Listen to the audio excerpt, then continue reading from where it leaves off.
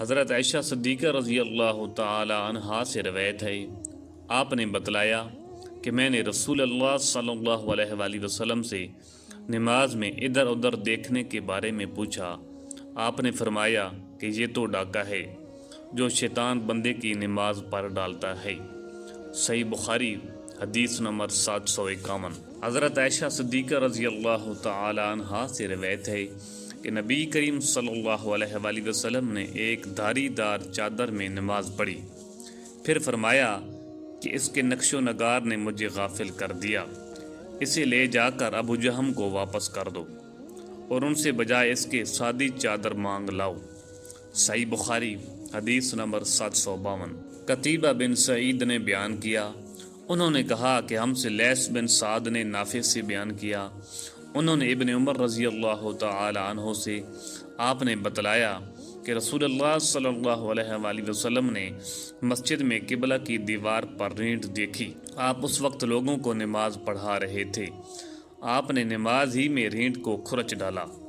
پھر نماز سے فارغ ہونے کے بعد آپ نے فرمایا کہ جب کوئی نماز میں ہوتا ہے تو اللہ تعالیٰ اس کے منہ کے سامنے ہوتا ہے، اس لیے کوئی شخص سامنے کی طرف نماز میں نہ تھوکے۔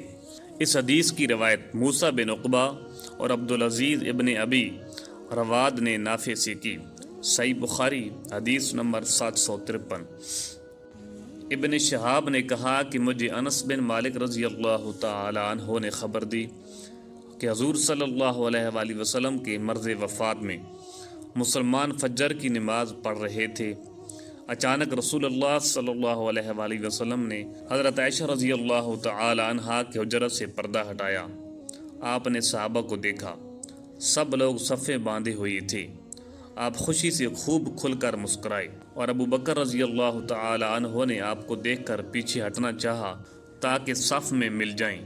آپ نے سمجھا کہ حضور صلی اللہ علیہ وآلہ وسلم تشریف لا رہے ہیں۔ صحابہ آپ کو دیکھ کر خوشی سے اس قدر بے قرار ہوئے کہ گویا نماز ہی چھوڑ دیں گے، لیکن حضرت صلی اللہ علیہ وآلہ وسلم نے اشارہ کیا کہ اپنی نماز پوری کر لو اور پردہ ڈال لیا۔ اسی دن چاشت کو آپ نے وفات پائی۔ صحیح بخاری حدیث نمبر 754۔ عبد الملک بن عمیر نے جابر بن سمرہ رضی اللہ تعالی عنہ سے بیان کیا، کہا کہ اہل کوفہ نے حضرت سعد بن ابی وقاص رضی اللہ تعالی عنہ کی حضرت عمر فاروق رضی اللہ تعالی عنہ سے شکایت کی، اس لیے حضرت عمر رضی اللہ تعالی عنہ نے ان کو علیحدہ کر کے حضرت عمار رضی اللہ تعالی عنہ کو کوفہ کا حاکم بنایا۔ تو کوفہ والوں نے سعد کے متعلق یہاں تک کہہ دیا کہ وہ تو اچھی طرح نماز بھی نہیں پڑھا سکتے۔ چنانچہ حضرت عمر رضی اللہ تعالی عنہ نے ان کو بلا بھیجا۔ آپ نے ان سے پوچھا کہ اے ابو اسحاق، ان کوفہ والوں کا خیال ہے کہ تم اچھی طرح نماز نہیں پڑھا سکتے ہو؟ اس پر آپ نے جواب دیا کہ خدا کی قسم میں تو انہیں نبی کریم صلی اللہ علیہ وآلہ وسلم ہی کی طرح نماز پڑھاتا تھا، اس میں کوتاہی نہیں کرتا۔ عشاء کی نماز پڑھاتا تو اس کی 2 پہلی رکعات میں قرأت لمبی کرتا اور دوسری 2 رکعتیں ہلکی پڑھاتا۔ حضرت عمر رضی اللہ تعالی عنہ نے فرمایا کہ اے ابو اسحاق، مجھ کو تم سے امید بھی یہی تھی۔ پھر آپ نے حضرت سعد رضی اللہ تعالی عنہ کے ساتھ ایک یا کئی آدمیوں کو کوفہ بھیجا۔ قاصد نے ہر مسجد میں جا کر ان کے متعلق پوچھا، سب نے آپ کی تعریف کی، لیکن جب مسجد بنی ابس میں گئے تو ایک شخص جس کا نام اسامہ بن قتادہ اور کنیت ابو سعدہ تھی کھڑا ہوا۔ اس نے کہا کہ جب آپ نے خدا کا واسطہ دے کر پوچھا ہے تو سنیے کہ سعد نہ فوج کے ساتھ خود جہاد کرتے تھے، نہ مال غنیمت کی تقسیم صحیح کرتے تھے اور نہ فیصلے میں عدل و انصاف کرتے تھے۔ حضرت سعد رضی اللہ تعالی عنہ یہ سن کر فرمایا کہ خدا کی قسم میں تمہاری اس بات پر 3 دعائیں کرتا ہوں، اے اللہ، اگر تیرا یہ بندہ جھوٹا اور صرف ریا و نمود کے لیے کھڑا ہوا ہے تو اس کی عمر دراز کر اور اسے خوب محتاج نہ بنا اور اسے فتنوں میں مبتلا کر۔ اس کے بعد وہ شخص اس درجہ بدحال ہوا، جب اس سے پوچھا جاتا تھا تو کہتا تھا ایک بوڑھا اور پریشان حال ہوں۔ مجھے سعد رضی اللہ تعالی عنہ کی بد دعا لگ گئی۔ عبد الملک نے بیان کیا کہ میں نے اسے دیکھا، اس کی بھوئیں بڑھاپے کی وجہ سے آنکھوں پر آ گئی تھی۔ لیکن اب بھی راستوں میں وہ لڑکیوں کو چھیڑتا۔ صحیح بخاری حدیث نمبر 755۔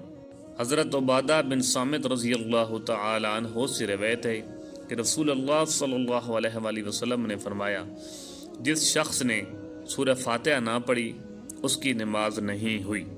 صحیح بخاری حدیث نمبر 756۔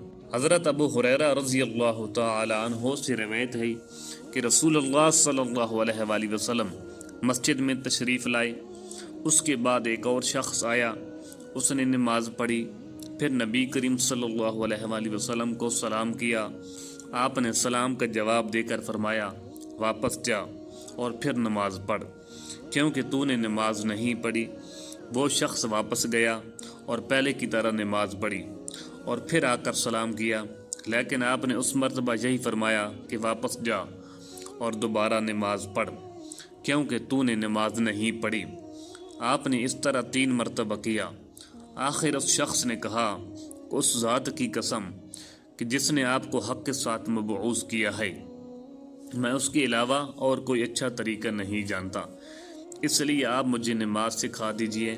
آپ نے فرمایا کہ جب نماز کے لیے کھڑا ہو تو پہلے تکبیر کہے، پھر آسانی کے ساتھ جتنا قرآن تجھ کو یاد ہو اس کی تلاوت کر، اس کے بعد رکوع کر، اچھی طرح سے رکوع ہو لے تو پھر سر اٹھا کر پوری طرح کھڑا ہو جا، اس کے بعد سجدہ کر پورے اطمینان کے ساتھ، پھر سر اٹھا اور اچھی طرح بیٹھ جا، اسی طرح اپنی تمام نماز پوری کر۔ صحیح بخاری حدیث نمبر 757۔ سعد بن ابی وقاص رضی اللہ تعالی عنہ نے حضرت عمر رضی اللہ تعالی عنہ سے کہا کہ میں ان کوفہ والوں کو نبی کریم صلی اللہ علیہ وآلہ وسلم کی طرح نماز پڑھاتا تھا۔ ظہر اور عصر کی دونوں نمازیں کسی قسم کا نقص ان میں نہیں چھوڑتا تھا۔ پہلی 2 رکعتیں لمبی پڑھاتا اور دوسری 2 رکعتیں ہلکی۔ تو حضرت عمر رضی اللہ تعالی عنہ نے فرمایا کہ مجھ کو تم سے امید بھی یہی تھی۔ صحیح بخاری حدیث نمبر 758۔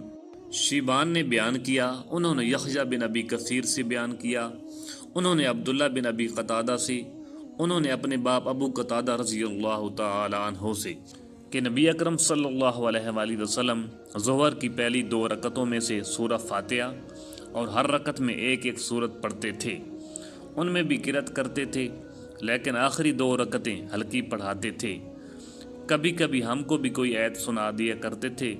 عصر میں آپ صلی اللہ علیہ وآلہ وسلم سورہ فاتحہ اور سورتیں پڑھتے تھے، اس کی پہلی 2 رکعتیں لمبی پڑھتے، اسی طرح صبح کی نماز کی پہلی رکعت لمبی کرتے اور دوسری ہلکی۔